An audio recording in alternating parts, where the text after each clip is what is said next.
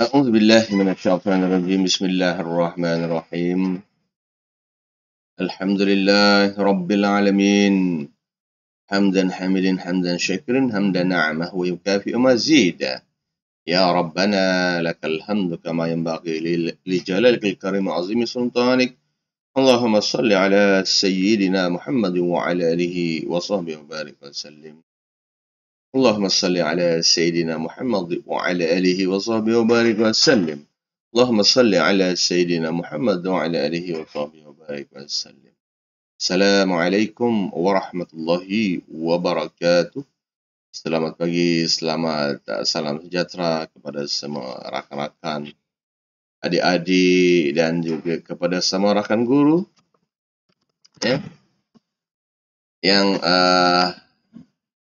bersama dengan saya pada hari ini. Jangan lupa saya Ustaz Suhaili Najimin akan memberikan beberapa panduan ataupun beberapa peringatan kepada kita lah, insya-Allah. Semoga ini akan memberikan kepada kita panduan hidup dalam dunia ini, yang mana dunia ini penuh dengan pencaroba. Bila berada di muka bumi Allah Subhanahu Wa Taala ini penuh dengan mihnah, penuh dengan cabaran, penuh dengan dugaan, penuh dengan tipu daya, penuh dengan kenikmatan yang sementara. Kalau kita makan buah-buahan, kita beli buah-buahan, lepas itu kalau kita tidak makan dia akan jadi busuk. Tapi kalau kita makan dia akan jadi bahan baik untuk dalam badan kita. Sebab buah-buahannya. Begitu juga makanan-makanan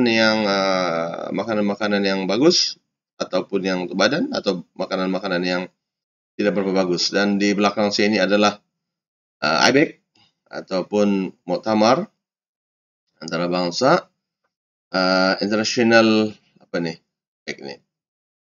international education lah. Apa dia begitu sana tu? Muktamar Islamic Education di situ. International ialah satu muktamar yang dianjurkan oleh Jabatan Pendidikan Negeri Sabah.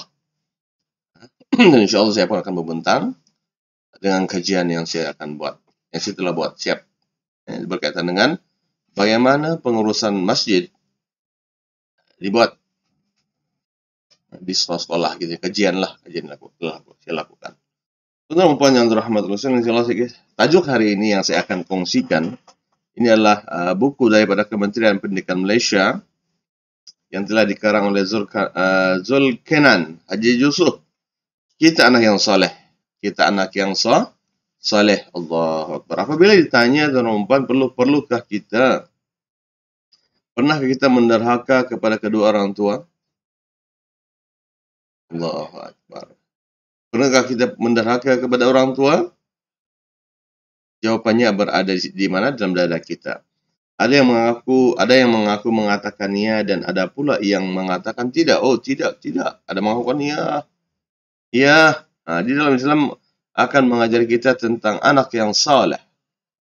Mengajar pula kita tentang macam mana ciri-ciri anak-anak yang derhaka kepada orang tua.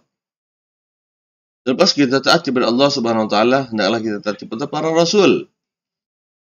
Rasulullah sallallahu alaihi wasallam, Muhammad sallallahu alaihi wasallam, kita taat. Apa yang Nabi Muhammad cakap, apa yang Nabi Muhammad larang, jangan dibuat. Apa yang Nabi Muhammad suruh buat. Nabi Muhammad suruh supaya taat kepada orang tua. Dan apa yang seharusnya kita kena taat, perintah-perintah daripada orang tua kita, mana orang tua kita ini perintah-perintah yang bagus, membina jati diri kita buat.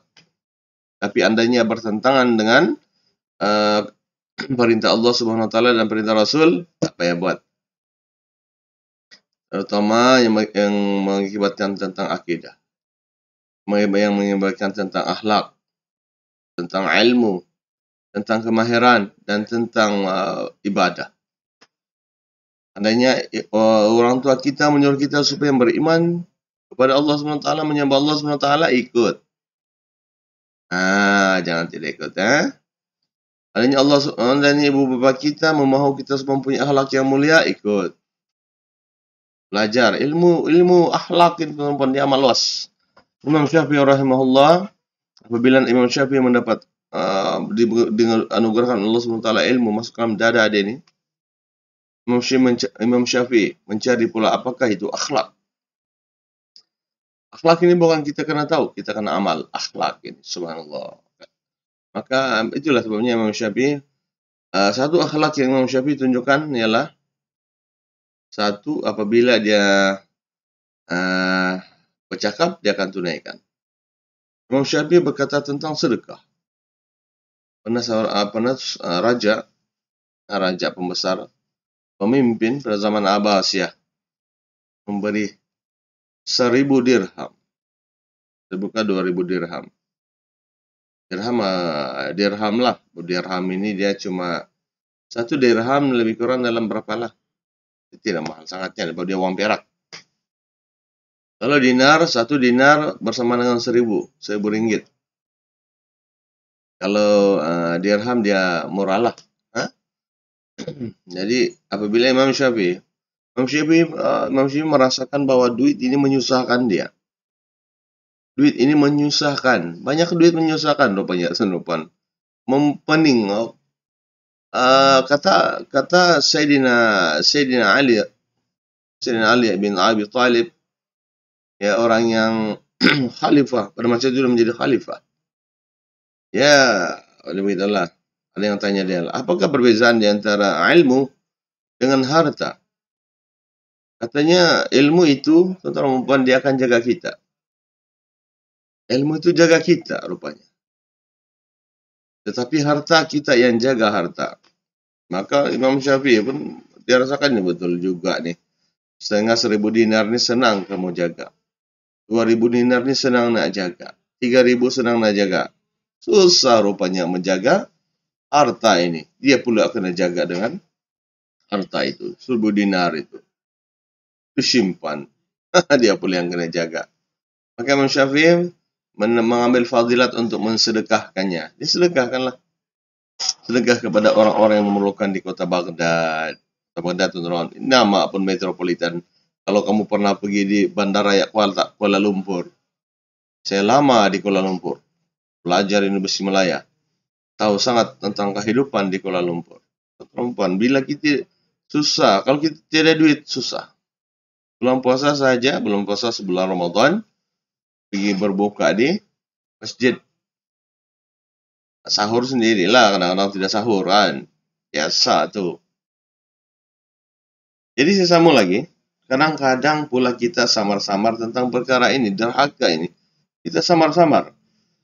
Mereka beranggapan menderhaka itulah seperti membuat menengking ibu ayah. Menengking. Mengherdik ibu ayah dan memukul semata-mata. Ada yang memukul ibu dan bapa dia. Ibu dan bapa dia itu perempuan. Ibu melahirkan. Susah tu. Orang tua mencari harta. Kan bapa mencari rezeki. Mencari rezeki untuk anak-anak semua. Anak mau dibagi. Makan dan sebagainya. Allahu Akbar. Ini anak-anak pula. Dia minta macam-macam. Ada yang anak macam-macam pula dia minta kepada orang tua. Lepas itu tidak lagi diucap terima kasih. Siapa punya salah? Salah itu daripada orang tua lah. Itu sebab dalam Islam sebelum kawin ini, kawin ini bukan semata-mata untuk nafsu, teman-teman. Perkawinan ini adalah penyatuan dua jiwa. Dan dua jiwa bersatu untuk hidup bersama. Hidup kita bukan untuk dunia sahaja, tapi untuk akhirat. Pahala teman-teman besar. Allah Akbar. Kemudian sedangkan banyak lagi perbuatan sebenarnya yang termasuk dalam perbuatan derhaka ini. Derhaka kepada orang tua ini. Menderhaka kepada kedua ibu bapa termasuk dalam dosa besar yang sebaris dengan dosa syirik. Apatah lagi kalau menderhaka arahan Allah Subhanahu Wa Taala, menderhaka kata Rasul. Orang tua derhaka pun sudah bahaya, apatah lagi menderhaka Rasulullah. Rasulullah SAW, Nabi Muhammad SAW ini penghulu segala makhluk Nabi Muhammad ini. Ditulis namanya di Arasy Allah Subhanahu Wa Taala. Ada nama kita ditulis di arsy Allah? Tiada. Kan? Allah Subhanahu wa taala telah berfirman dalam surah Al-Isra ayat 23 yang bermaksud, dan Tuhanmu telah memerintahkan kamu supaya jangan menyembah selain Allah, selain Dia, dan hendaklah kamu berbuat baik kepada kedua orang tua, kedua ibu bapamu dengan sebaik-baiknya. Jika salah seorang di antara keduanya ataupun kedua-duanya sampai berumur lanjut, umur tua lah, lanjut nih tua, mau tua bangka sudah, 60 tahun, 70 tahun, 80 tahun, 90 tahun, 100 tahun. Ada yang hidup 100 tahun. Kan sahabat Rasulullah ada yang hidup 200 tahun. Ya. Dalam pemeliharaanmu, jangan sekali-sekali kamu mengatakan kepada keduanya perkataan, la taqul lahuma uffin. Orang Arab bercakap, sekalipun, dan janganlah kamu membentak mereka melainkan ucapan yang mulia. Kalau orang tua tuan-tuan, bila ini surah ayat yang 23 di arti tadi itu. Orang tua kita nih, bila sudah makin lama makin tua, dia punya perasaan ini dia akan rasa macam kita panggil dia macam cepat terasa. Dia cepat terasa, bengong, cakap sedikit, naik sedikit pun marah sudah. Allahu Akbar. Kita doakanlah orang tua. Sebenarnya anak-anak kita ini, ataupun anak-anak, jika menjadi anak itu berdosa juga, teman-teman. Derhaka, dia nggak berdurhaka apabila anak ini tidak mendoakan anaknya setiap hari. Kita masih mendoakan, Allahumma ghafir lana dzunubana wali walidina. Apun dalam bahasa Melayu lah, ya Allah ampunilah dosa kedua orang tuaku. Sayangilah mereka Allah sebagaimana mereka menyayangi saya semasa kecil. Allahumma ghafir lana, Allahumma ghafirli wali walidayya warhamhuma kama rabbayani shaghira. Allah ampunilah dosa kedua orang tua. Hari-hari. Siapa yang tidak berdoa kepada kedua orang tuanya adalah dianggap derhaka kepada Allah Subhanahu wa taala. Kepada keduanya. Maka bukannya senang, bukannya susah. Doa aja, ya Allah berikanlah kesehatan, ampunilah kedua orang tuaku. Jangan suruh orang lain berdoa untuk ibu-ibu kita. Ada juga orang lain dipanggil, Ustaz, pergi rumah saya dulu, pergi baca doa, kasih doa untuk saya punya orang tua yang sudah mati. Masih sakit sudah ini. Ustaz pula yang kena suruh. Anak-anak lah. Dan dosa besar ini telah dijelaskan. Dosa besar mana yang menderhaka kedua orang tua ini, ataupun orang tua ini. Sebab Islam mengajar kita bagaimana hendak menjadikan kita ini menjadi orang yang sentiasa taat kepada orang tua, menyayangi orang tua. Allahu Akbar. Kita masih menjadi orang-orang yang begitu. Rasulullah suruh. Dan dosa besar itu telah dijelaskan oleh Rasulullah SAW. Rasulullah telah bagi tahu dengan maksud sabdanya, maukah kamu aku kabarkan tentang dosa besar? Dosa besar merupakan satu dosa yang betul-betul di sisi Allah bukan tidak boleh ampun, Allah ampunkan jika minta. Tapi kena taubatan nasuha. Sangat dosa-dosa besar. Pada zaman sekarang susah kita mau lari daripada dosa-dosa itu, melainkan dengan taubatan nasuha. Orang-orang yang berada di surga Allah SWT, orang-orang yang berdosa di surga Allah SWT, tapi mereka bertaubat.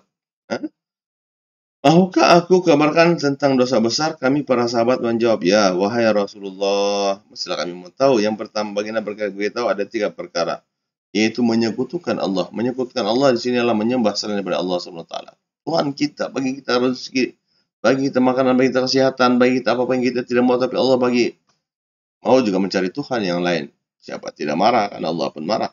Yang kedua, derhaka kepada kedua orang tua. Derhaka kepada orang tua, derhaka.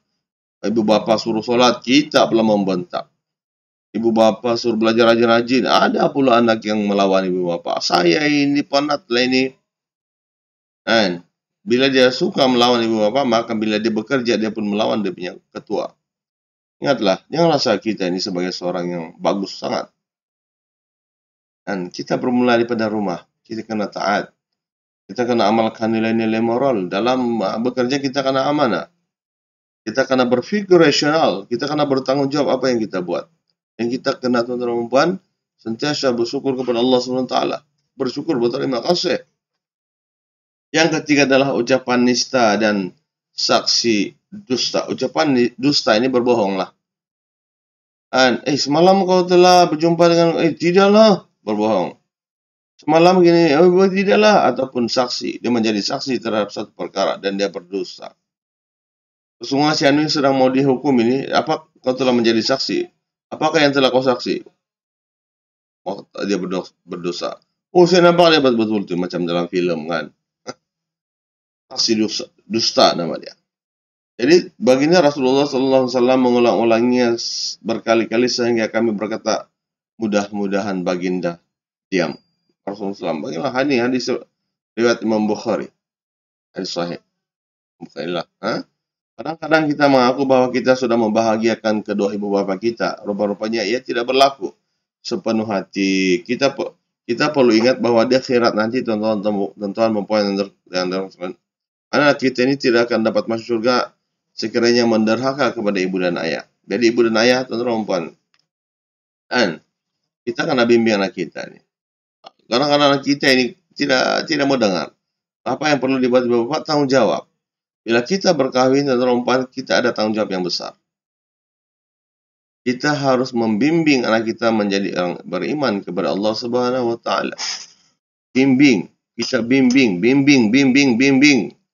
Kalau kita tidak bimbing, mereka menjadi orang yang taat kepada Allah Subhanahu wa taala, taat kepada orang tua, itu kesalahan kita. Maka jadilah seperti cerita si Tanggang. Tanggang tuan-tuan, kita melihat Tanggang ini anak dia bagus. Tapi rupa-rupanya karena orang lain dia tidak mengaku sebagai orang tua. Ini Tanggang. Disumpah jadi batu. Kan itu mananya seorang ibu. Itu cerita kan. Tanggang karena apa tuh? Karena orang lain, karena tidak mau malu. Tidak mau malu. Nauzubillah ya Allah. Cerita Tanggang kan. Soalnya banyak lagi kisah-kisah terdahulu sebenarnya. Semoga Allah SWT menjadikan kita ini sentiasa taat. Kalau orang tua kita bagi nasihat, kita dengar saja. Bila ustaz kita, ustazah guru-guru kita ini sebenarnya adalah ibu bapa kita. Dia bagi nasihat, diam. Subhanallah, dengar. Perempuan, rupa-rupanya kita tidak ada yang tidak, kita rasa kita sudah hormat. Yang menderhaka kedua orang tua kita, tapi perempuan tidak rupanya.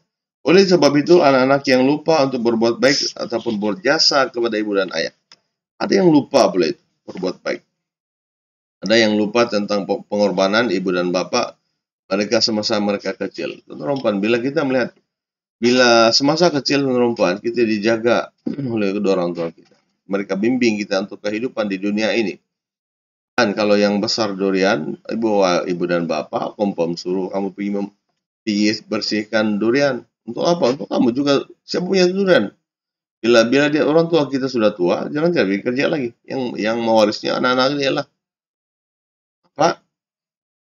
Tapi masa kecil dia ajar kita supaya bertani. Dia ajar kita supaya macam mana ada bisnis. Anak Cina ni, seawal-awal orang Cina ni kan dia ada bisnis kan, dia akan ajar tentang bisnis. Kalau yang orang Islam ini dia akan ajar dia tentang ketuhanan, akidah dahulu, akidah. Baca Al-Quran, suruh baca Al-Quran, subhanallah, hebatnya. Jadi Rasulullah SAW juga pernah bersabda, yang bermaksudlah, takkanlah dalam Arab saya bercakap, Melayu lah.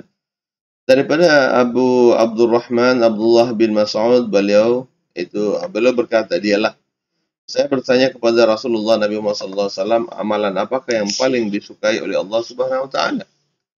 Allah suka apa amalan yang Allah paling suka?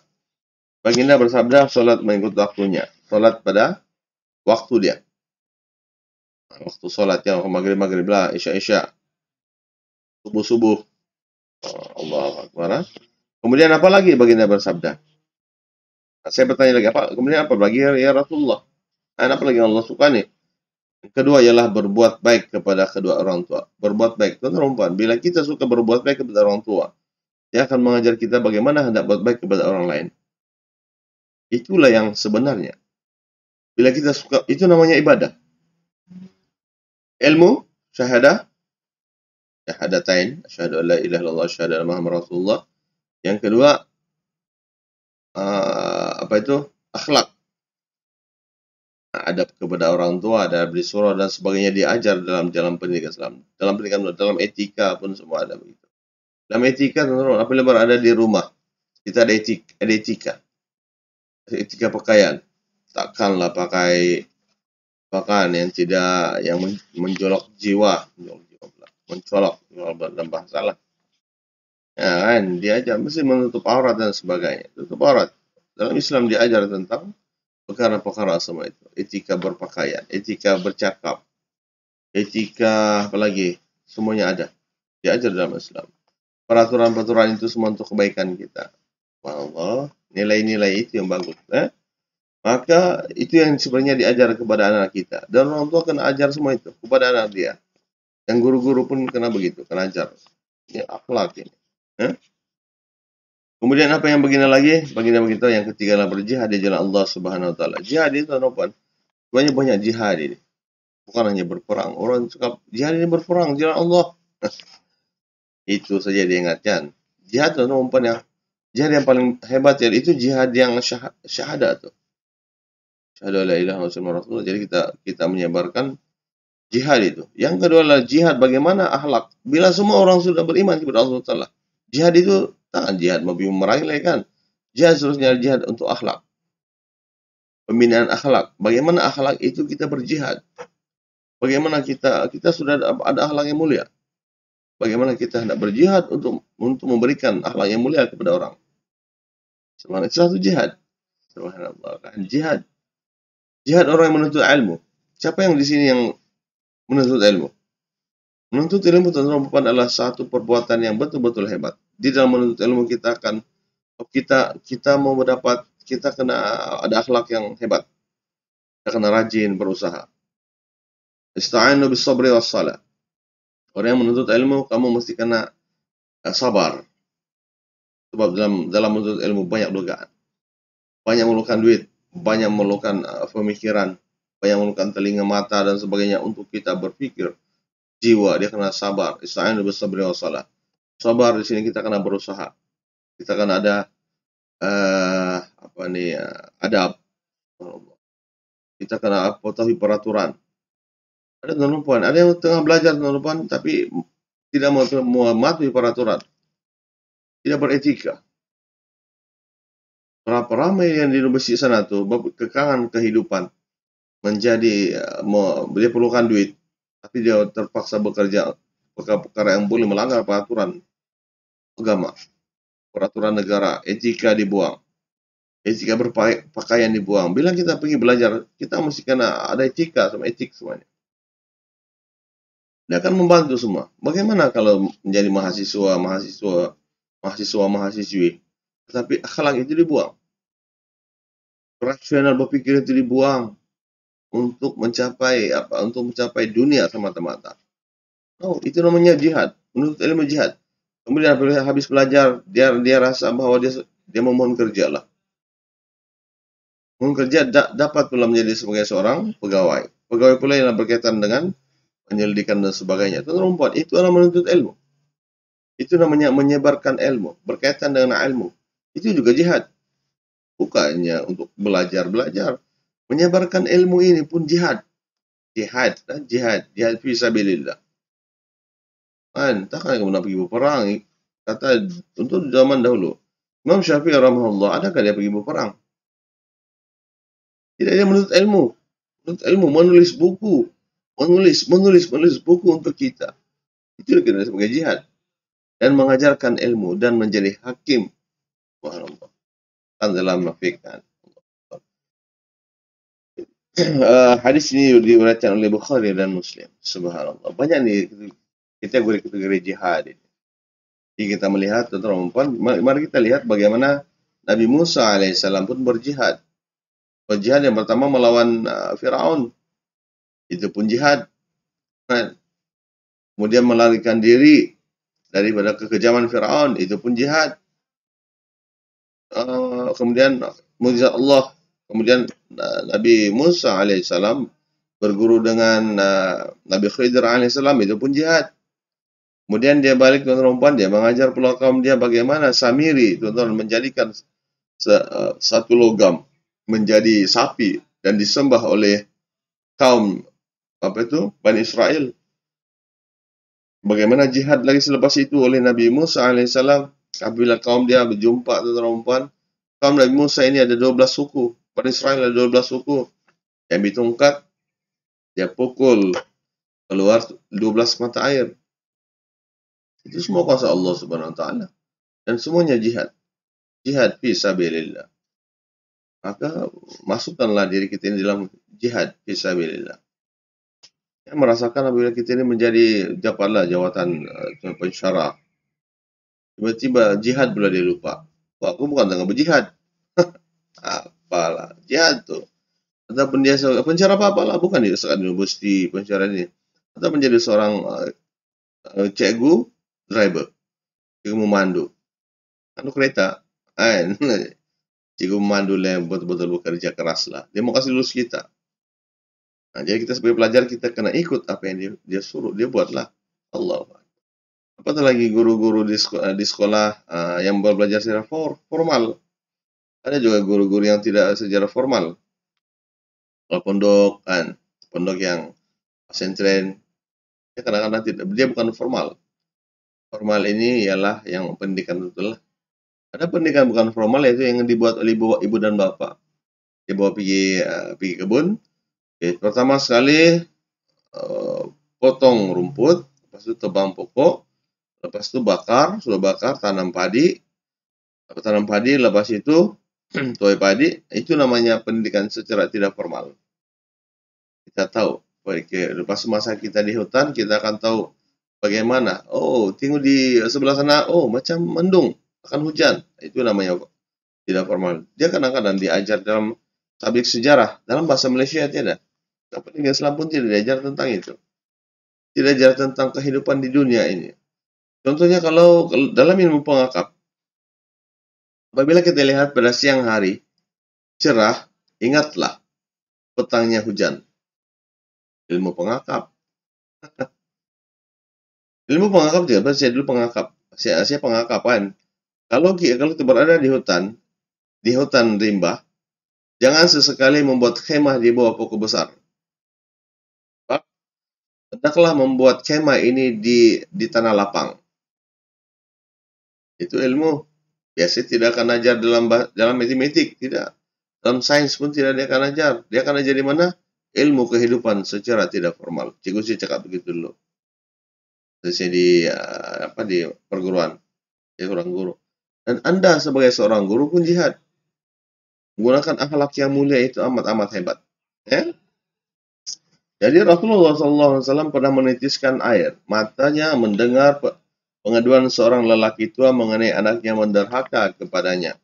Ini menunjukkan betapa besarnya dosa anak yang menderhaka kepada kedua orang tua. Teman-teman, kadang-kadang pada zaman Rasulullah SAW banyak kisah.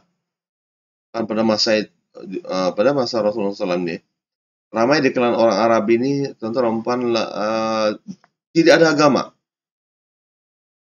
tidak ada kepercayaan. Pada selepas 600 tahun, Nabi Isa alaihissalam ini Mesih kan gitu, Mesih. Satu Mesih itu ialah kelahiran Nabi Isa alaihissalam. 600 tahun selepas itu ialah baru Islam datang. Agama Islam itu datang di Mekah, dibawa oleh Nabi Muhammad SAW. Dan 600 tahun itu, dan Nabi Muhammad SAW menjadi seorang Rasul, dia bawa Islam itu, teman-teman. Ketika mana yang orang-orang di Mekah dulu menyembah patung berhala. Bayangkanlah, di antara Nabi Ibrahim dengan Nabi Isa itu jauh. Dan anaknya Nabi Ismail kan jauh, beza dia. Berapa tahun? Bayangkan saja. Pada masa Nabi Isa ada Nabi Yahya kan. Nabi Yahya dibunuh oleh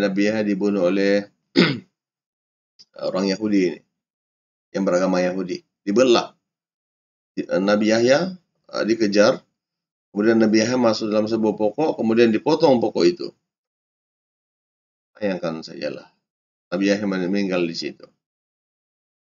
Allah ceritakan, kemudian Nabi Isa alaihissalam pun sama.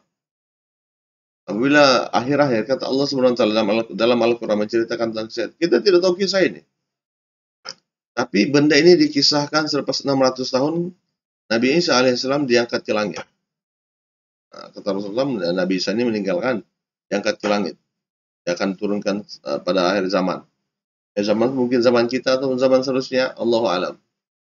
Terus selepas kita. Tapi Masjid Putih dia akan turun di Masjid Putih.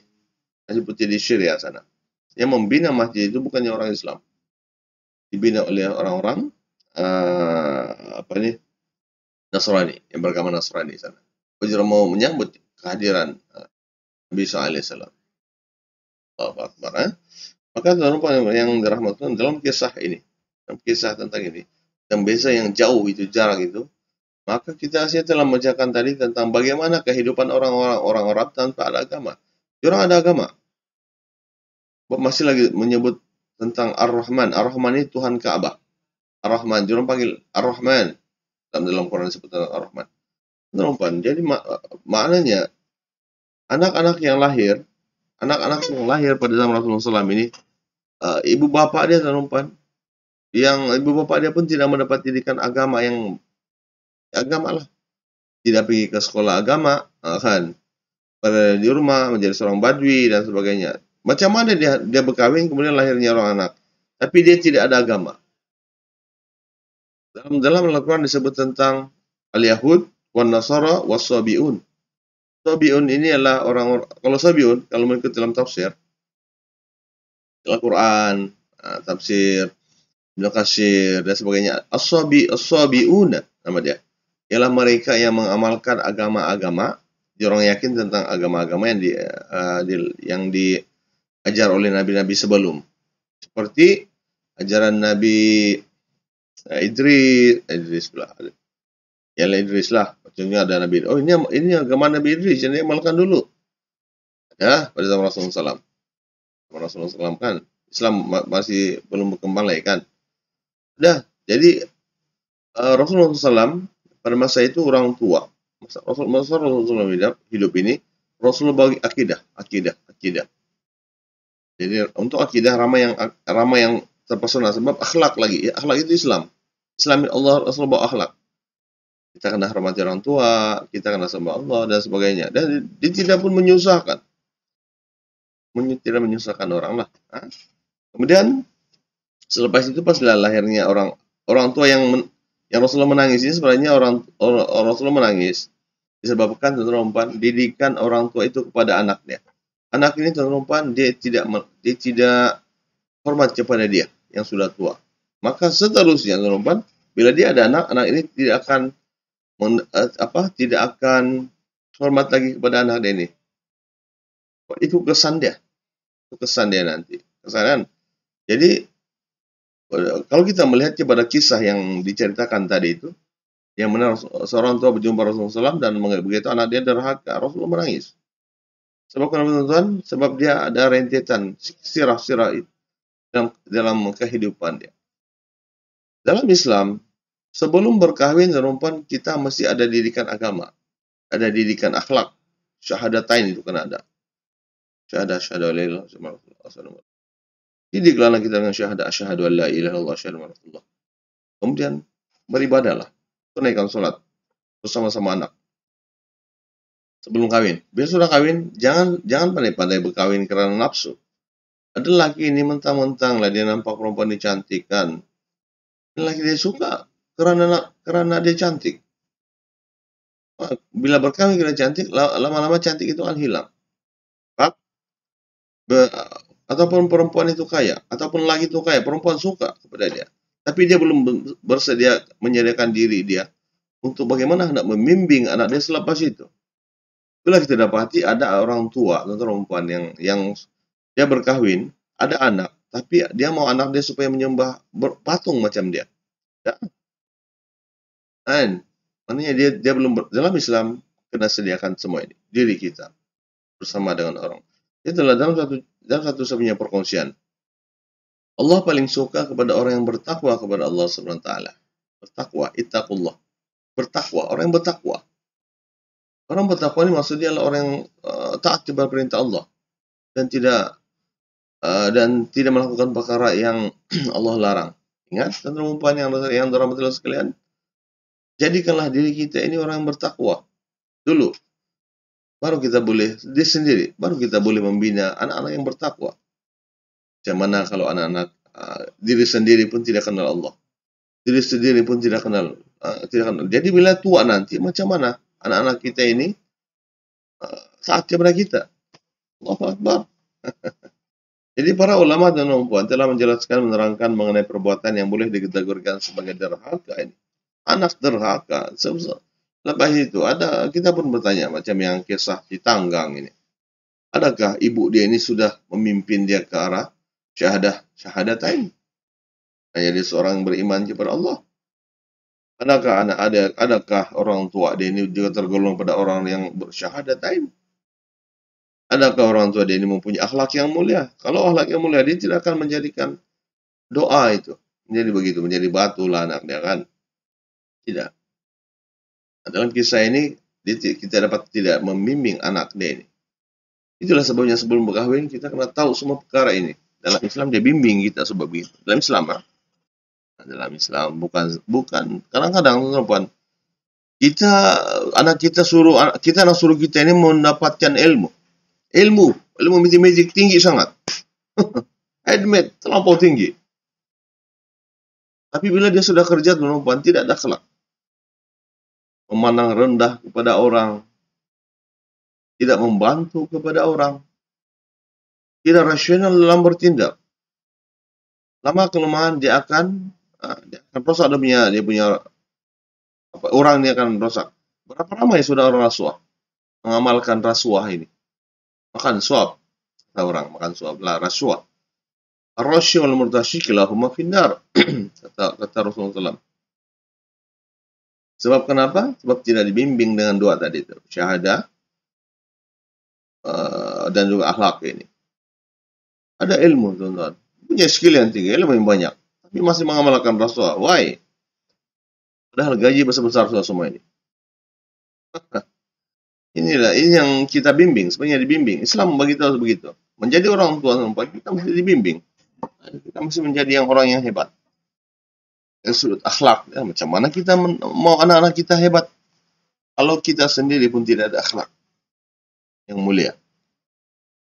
Itulah peranan. Jangan bagi peranan itu kepada guru-guru di sekolah. Guru di sekolah, teman-teman, mereka sudah berhabis mengajar anak kita. Jadi kita boleh ngajarlah sampai di rumah. Berapa lama anak-anak kita berada di rumah? Di sekolah cuma 4 jam, 5 jam sehari.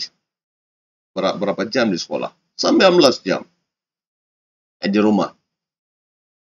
Kecuali yang tinggal asrama. Saya tinggal di asrama, jadi saya dibimbing di asrama.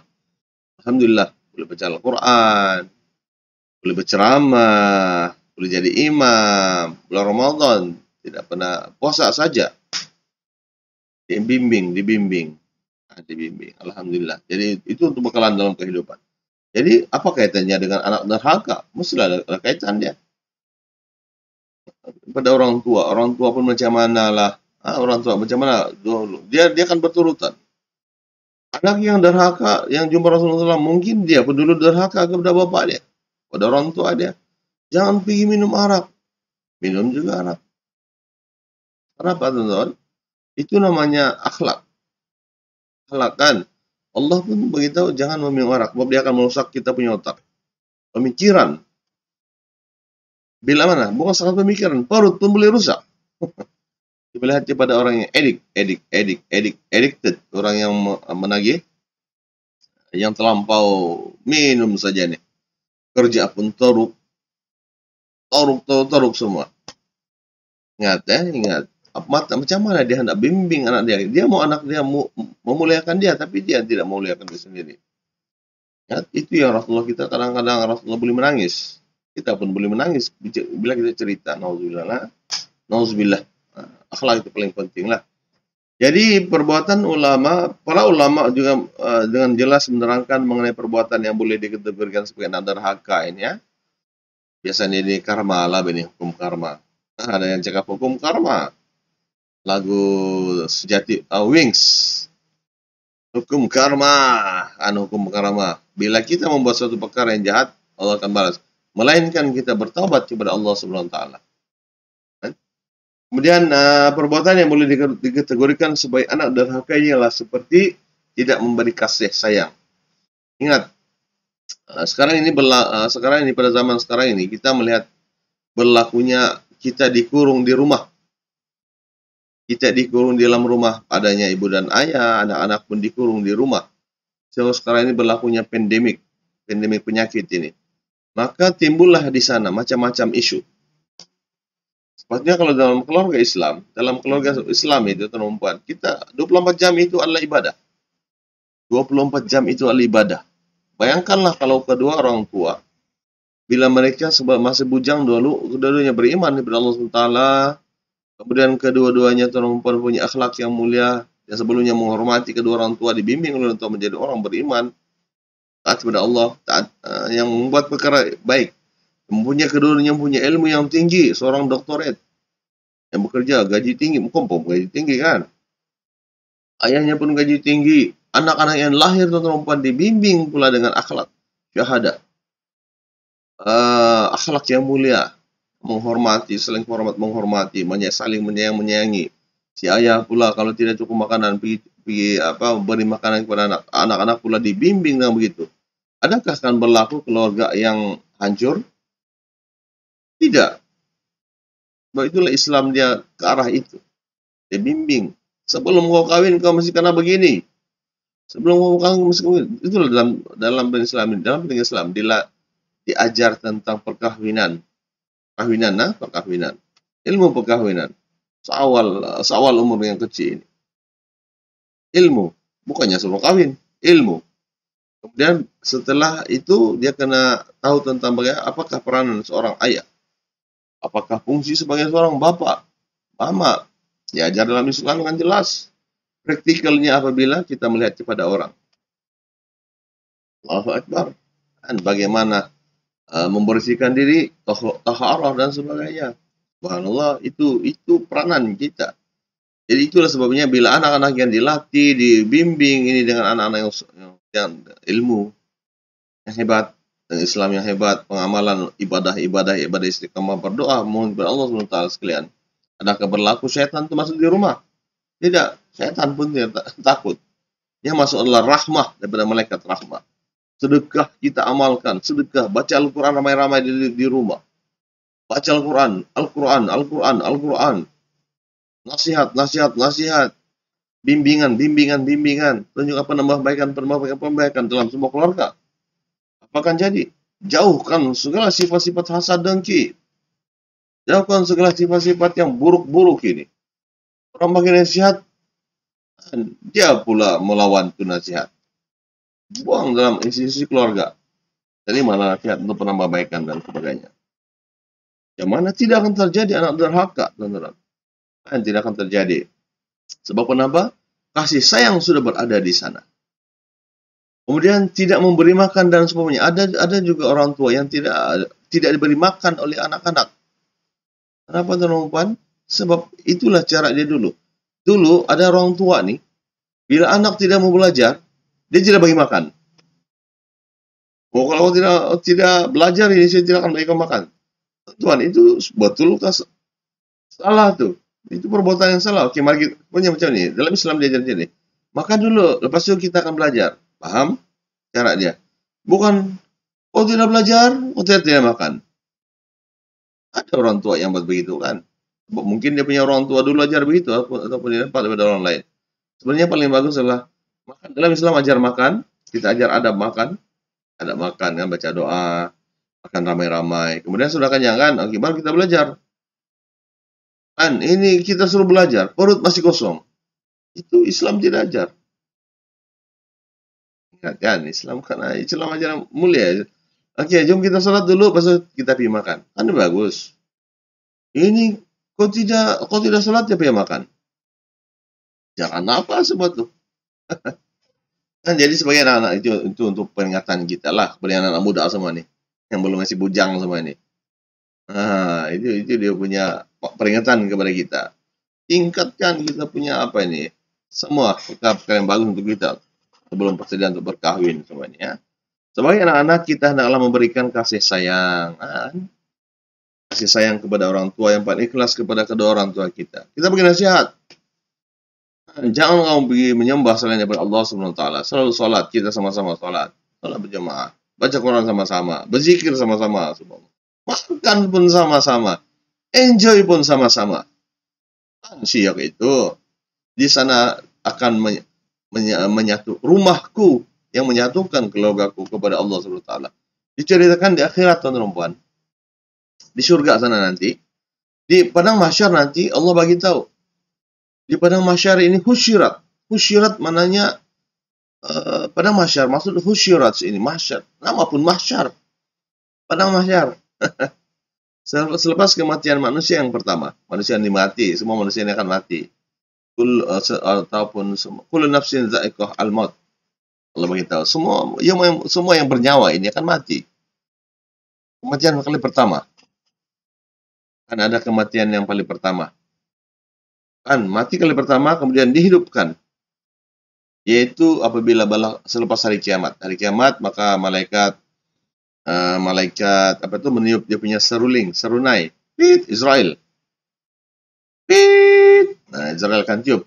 Serunai yang pertama. Maka semua makhluk mati, apa lagi nih? Hari kiamat lah. Kiamat serunai. Pit. Yang akan menghancurkan kita adalah bunyi. Malaikat ini kamu ingat malaikat Israel ini, punya nyawa. Malaikat Israfil ini akan kasih musnah nih. Akan musnahkan segalanya Israfil ini. Israfil yang besar. Yang Bima Sakti nih. Bima Sakti, galaksi Bima Sakti. Pernah dengar Bima Sakti? Bumi ini teman-teman berada di dalam satu bumi. Bumi ini, bumi kecil ya bumi ini. Yang tinggal tempat manusia ini kan. Bumi ini berada dalam satu semesta. Satu semesta. Di dalam sana kalau ikut dalam mimpi Nabi kita ikut dalam mimpi Nabi Yusuf alaihissalam, ini ahada asyarah. Ada 11 ahada asyarah kaukaban, ada 11 bintang. Maknanya akan ada sebanyak dalam kita galaksi yang inilah, bukan Bima Sakti nih. Bima Sakti ini besar. Ada dalam satu nih planet sebenarnya ada 12. Yang boleh dilihat sekarang cuma ada dalam 9. Kan, Mustari, Earth, apa lagi? Pluto, Saturn dan sebagainya. Saturn Mustari kan? Lupa sudah dulu masa di sekolah rendah nih. Ingat semua nih. Exam kan? 9. Tapi kalau mengikut Al-Quran dia ada ahada asyarah. Ahada asyarah ini ada 11. Campur dengan Nabi Yusuf alaihissalam ada 12. Makanya ada 12 planet. Ahada asyarah kaukaban ra'aitu wasyamsa wal qamar. Wasyamsa ini adalah, kalau kita Quran, wasyamsa ini adalah matahari, wal qamar ini bulan. Maknanya ada matahari, ada bulan, dan ada 12 planet. 12 kan, 12. Bani Israel ini ada 12 suku. Nabi Yusuf alaihissalam, Nabi Yaqub alaihissalam ada 12 orang anak.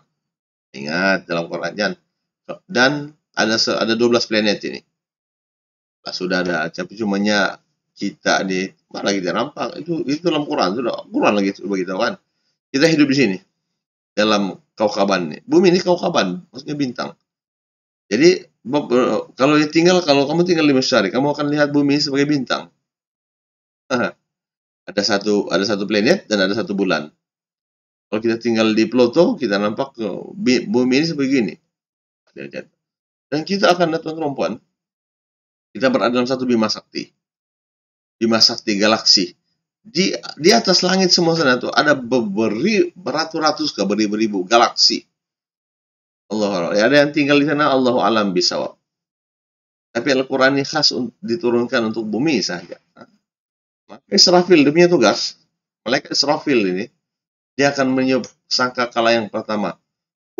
Semuanya bunyi. Oke, sekarang Allah telah mengarahkan saya untuk menghancurkan semua planet-planet. Hup. Ditiup, itu namanya ditiup sangkakala. Sangkakala tuan-tuan, serunai. Serunai. Hup. Hancur semua galaksi-galaksi yang ada. Yang tinggal hanya Allah Subhanahu wa taala. Pak, dan tugas malaikat Israel mencabut nyawa. Cabut nyawa semua. Last kali dia akan cabut nyawa dia. Baru dia tahu tentang betapa sakitnya rupanya karena cabut nyawa ini. Itu kata Israel, itu dalam diceritakan. Kemudian ditiup sangkakala yang kedua. Kemudian Allah hidupkan malaikatnya, malaikat Israel, malaikatlah hidup. Itu kuasa Allah SWT. Hidup semua. Maka itulah kehidupan kali kedua. Husyirat maknanya semua makhluk yang beradakan ke padang mahsyar. Ada yang berjalan bagus. Kan husyirat ini maknanya bersesak-sesakan di satu tempat. Di husyirat termasuklah hewan-hewan yang hiduplah di sana untuk menerima pengadilan dari Allah Subhanahu wa taala. Allah. Menakutkan kan? Maka di tempat itulah kita akan dapat pengadilan. Semua yang kita buat dilakukan di muka bumi ini Allah akan kasih paparkan. Nah, jangan pula ada yang sekarang ini kejahatan-kejahatan dia kasih tahu sama kawan-kawan. Kejahatan benar begitu Allah Akbar. Jadi tuan-tuan yang dirahmati sekalian, anak-anak derhaka ini pun ditayangkan di situ. Jadi sebagai tonton, sebenarnya kita sambung lagi lah itu cerita-cerita yang memang betul berlaku dan sains pun membuktikannya. Dan bumi sekarang ini dia punya gas makin serem. Maksudnya gas ini untuk membina satu planet dia akan ada gas menarik, maka dia akan terbentuk sebiji begini. Teori Bang teori Gang Bang ya. Diceritakan dalam Al-Quran dengan jelas. Nah, bagaimana bagaimana terbina satu planet ini. Bagaimana dia hancur pun ada. Planet yang hancur teman-teman seperti bunga mawar. Dunia pun sama. Kan dunia satu masa nanti hilang gas, dia akan meletup. Seperti kemudian Allah beritahu dia seperti bunga mawar. Bunga mawar dia punya. Bunga mawar. Coba kamu lihat bunga mawar kan, dia meletup. Jadi bila dia meletup, begitu. Begitulah bumi nanti. Dia akan jadi seperti bunga mawar. Meletup. Itu semua sunnatullah. Jadi manusia macam mana? Matilah. Semua. Ada kemudian yang cerita mereka ini kan. Bila berlaku hari kiamat, jalan naik kapal terbang, bikin tapi mana lah. Macam lah. Tidak, masalah hari kiamat tuh habislah. Masalah hari kiamat itu Bima Sakti ini. Bima Sakti kah? Bimata Sakti kah? Galaksi semua akan hancur. Allah Akbar. Itu janji Allah Subhanahu wa taala. Allah yang cipta semua benda ini. Jadi anak-anak kita sama lah ya. Hendaklah kita memberikan kasih sayang yang ikhlas kepada kedua orang tua kita. Jadilah anak yang soleh dahulu. Taat kepada orang tua. Bila kamu kawin dengan perempuan, tahulah itu. Kasih sayang perlu ikhlas tanpa syarat dan bayaran. Dan sebagai anak kita dituntut membalas jasa mereka walaupun tidak diminta. Jagalah mereka seperti mana mereka menjaga kita suatu kecil. Allah Akbar. Jadi saya itu saja perkongsian. Ini semuanya pada buku kementerian ini. Bina ilmu, sempurnakan akhlak kita. InsyaAllah saya akan kongsikan lagi seterusnya lepas ini. Dan nasihat saya kepada teman-teman perempuan, kepada semua kita lah. Mari kita sama-sama menjadi orang manusia yang mempunyai ilmu. Syahadah itu dulu, syahadah. Syahadah itu mana kita mengakui Allah itu Tuhan kita, Rasulullah SAW, dan Nabi-Nabi itu perempuan adalah yang membimbing kita ke jalan menyembah Allah SWT. Yang kedua, perbaiki akhlak kita. Akhlak kita ini, kita kena yang buat yang bagus saja. Ada nilai moral, ada mengamalkan adab-adab yang mulia, etika, peraturan, kena ikut semua. Bayangkan orang yang hancur ini sebenarnya melanggar peraturan. Peraturan menetapkan bahwa siapa yang merasuah ini akan dipenjara semua kan peraturan. Tapi mau buat juga. Why? Dia buat. Why? Kenapa dia buat? Macam mana ini? Kenapa dia buat? Ilmu tinggi. Kemahiran tinggi. Itulah sebabnya akhlak itu didahulukan. Imam Syafi'i beritahu akhlak ini kita kena dahulukan. Akhlak.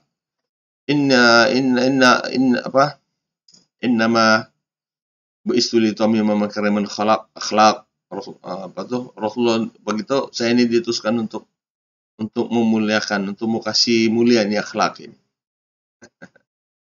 Rasulullah Allah pun beritahu bahwa aku tidak akan bercakap tanpa, aku tidak mengajar kamu berdasarkan kepada hawa nafsu, tapi aku mengajar kamu berdasarkan kepada wahyu yang diturunkan kepada aku. Jadi setelah itu saja, semoga Allah SWT memberikan kita kesehatan, keafiatan, jauhkan dari segala bencana lah. Semoga setelah itu sajalah. Wabillah yang baik dari Allah SWT. Jangan lupa subscribe Kirana Studio. Jumpa lagi dengan saya Ustaz Suhail Najimin untuk seterusnya. Wabillahi taufiq wal hidayah. Assalamualaikum warahmatullahi taala wabarakatuh. Dan jumpa lagi di seterusnya.